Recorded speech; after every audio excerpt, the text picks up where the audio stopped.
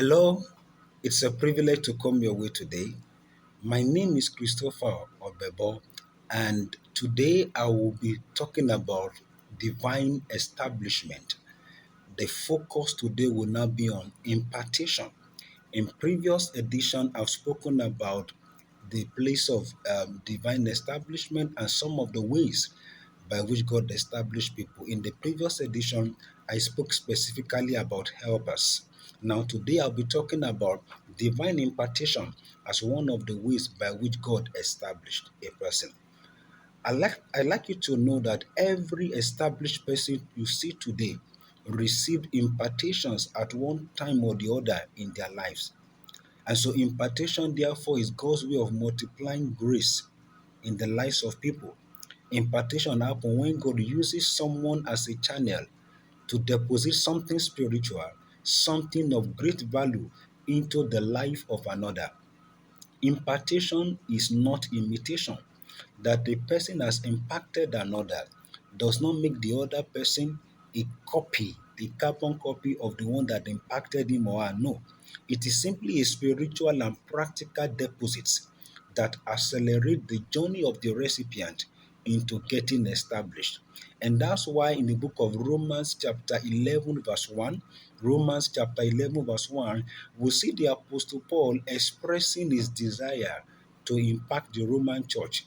He wrote and he said to them, "For I long to see you, that I may impact upon you some spiritual gifts to the end that ye may be established." In other words, you can see from there that the ultimate goal of impartation is to ensure that the recipient of such impartations become established. Now, when God opens up a person to impartation, or when a person desires impartation, it is not because the one who is desiring does not have a measure of grace at all. No. But God is doing that so that that person can be empowered to receive more. When you read the book of Numbers 27 verse 18, God himself was the one that told Moses, "Take Joshua the son of Nun, in whom is the Spirit, and lay your hand upon him." God said in Joshua there is a measure of the Spirit. But that measure is not sufficient to helping Joshua to becoming established. So God spoke to Moses to lay his hand upon him so that he can get a measure higher than what he currently has to becoming established. So, in all aspects of human endeavor, whether secular or spiritual, impartation is important. Impartation establishes. So, impartation is not only limited into the spiritual work alone. No, impartation cuts across every aspect of human endeavor because people are just coming in and they have a long journey to take into getting established. And one of the vehicles by which that establishment will become a reality is actually impartation. So, as important as it is in the spiritual work, it is equally important in the secular work.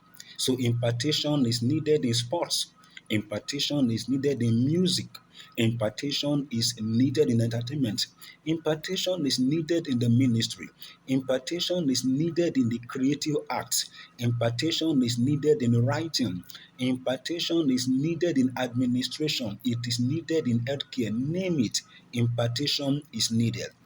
Because when impartation happens, when impartation comes, it bridges the gaps in the lives of a person.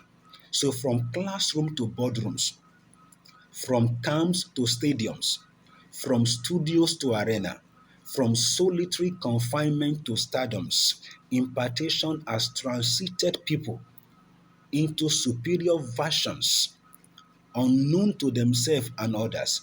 They saw themselves emerging as giants, people that were dwarfed before. They saw themselves becoming as stars, people that were nobody before. That's what impartation can do. And both in Bible days and in our contemporary times, you can see the proof of impartation. You can see the place of impartation and its proof in the life of people. For example, when you look at the case of Moses and Joshua, Moses impacted Joshua. And with that impartation, Joshua was able to take up the mantle of leadership after the exit of Moses, and he was able to lead the people into the promised land. You can see leadership and nation building there. Now, when you look at the life of Paul and Timothy, Paul imparted Timothy so much so that Timothy became the youngest bishop in his time. And in spite of the age, he was able to lead well, lead an exemplary life, a life of impact, because he got impartation from a veteran. He got impartation from a mentor. How about when you now come to our contemporary times? Look at Steve Jobs and Tim Cook. Look at what they did with Apple. Steve Jobs impacted Tim Cook so much so that even after Steve Jobs had died, with what Tim Cook has done and is doing, Apple continues to grow in leaps and bounds, both in technology innovation and even in the business world. What about in literary works? A good example is that of Chinua Achebe and Chimamanda Ngozi Adichie. You can see that the impartation that flowed from the veteran to Chimamanda Ngozi Adichie has even helped her to also achieve fame.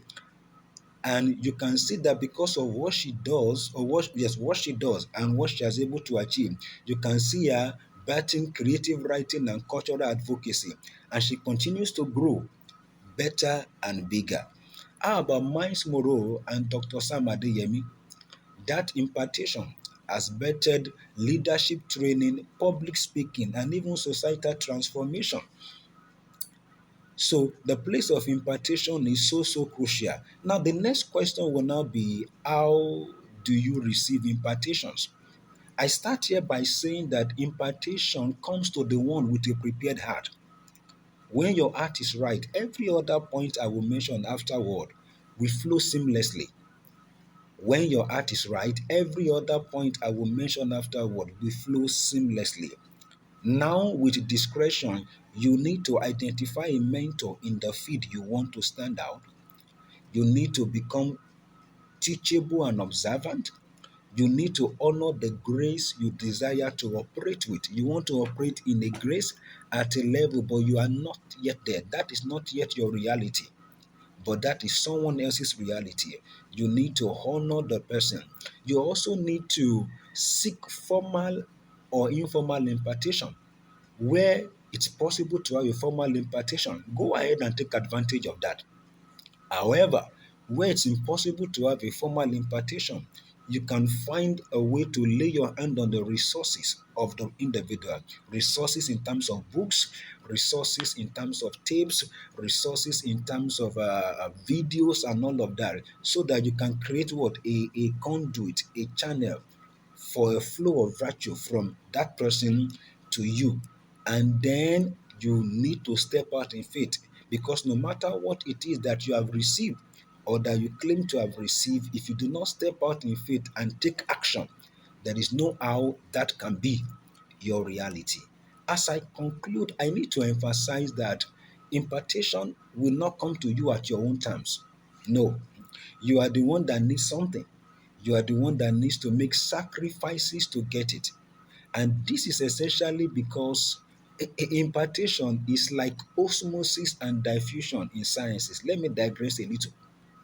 Impartation is like osmosis and diffusion in sciences. Diffusion is like when you are standing near fire and you are feeling it warms. You are not in the fire, but you are standing near it and then you are feeling warm. While osmosis, on the other hand, is like when you pick a dry sponge and then you dip it into water and let it soak in deeply. You pick a dry sponge, very dry, soak it into water, you dip it into water and let it soak in deeply. That's osmosis.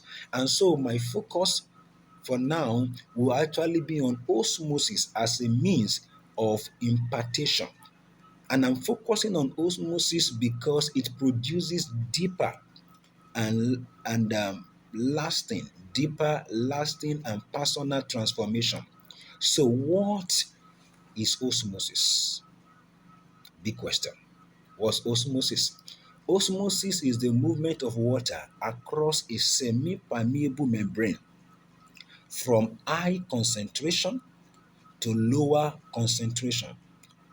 Movement of water across a semi-permeable membrane from a region of high concentration to a region of lower concentration.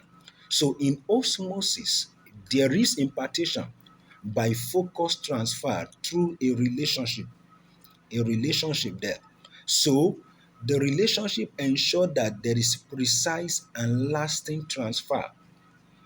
In divine osmosis, I mentioned that there is transfer across a semi-permeable membrane. This membrane represents the structure, represent the platform through which there is a transfer of virtue from the mentor to the mentee. In the case of diffusion, it's just by being around, it will diffuse. But for osmosis, the mentee has to be submerged into the environment of the mentor to be able to attract all of the virtue. And take a good example of Paul and Timothy. Paul did not just hang around Timothy. No, he did not just hang around Timothy. Timothy rather did not just hang around Paul. He was taught, yes, he was corrected, and he was watered through a system of what? Impartation and mentorship. So impartation is one of the vehicles of divine establishment, and you have prices to pay. So looking at what you want to receive, you now need to do a study, find out what you want to be impacted with, what it will cost to get that impartation, and begin to pay the price. Let me also tell you that even after you thought you have paid the price, you still need to pay more, because divine establishment in itself is not, as it were, a destination. It is actually a journey. And so, but in all of this journey, there are landmarks. There are landmarks where you move from one level to another. And even after you have been established, you still need to keep paying the price. Divine establishment is not a destination. It is actually a journey. It is a journey of endless possibilities. God is willing to get you established. However, you equally need to be willing to pay the price required for your establishment. I trust that you have been blessed. I trust that you will find time to listen to this over and over again till you are able to learn, you are able to take down, you are able to articulate the price you need to pay, and go ahead paying it. And I see you getting established. Thank you so much for your time. God bless you.